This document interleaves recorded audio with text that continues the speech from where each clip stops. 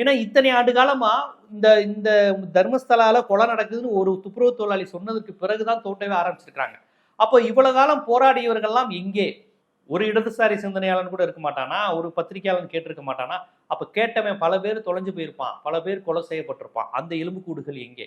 அப்ப இந்த எலும்புக்கூடுகளை ஆய்வு செய்யும் போது அவர்கள் யார், என்ன, ஆனா, வயது கண்டுபிடிச்சு இப்ப அவங்களுக்கு என்ன வயசு இருக்கும், இறந்து போனப்ப என்ன வயசு, அந்த காலகட்டத்துல ஏதாவது பத்திரிகையில வேலை பார்த்தவங்க, குரல் கொடுத்தவன், போராட்டம் பண்ணவன்லாம் எவனா இருக்கிறானா, இப்படி மக்களுக்காக கொடுத்து கொடுத்து செத்து போனவன் எவனா இருக்கிறானா, அவன் பொண்டாட்டி பிள்ளைங்க அம்மா அப்பா இருக்கான்னு தேடி கண்டுபிடிச்சிங்கன்னா அவர்கள் குடும்பத்துக்கு உதவி செய்வதோடு மட்டுமில்லாமல் அப்போது எதற்காக அவர் போராடினாரோ அந்த குறை இன்னும் இருக்கா, என்ன கோரிக்கையை வச்சு போராடினாங்கன்னா இவங்களை இன்னும் கொஞ்சம் தோண்டலாம்.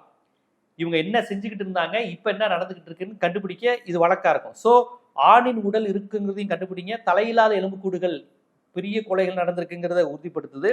அடுத்து இது போக 15 இடங்கள்ல அடையாளங்கள் இருக்கு, கொன்னு புதைச்சதுக்கான அடையாளங்கள் நேத்ராவதி இதுல.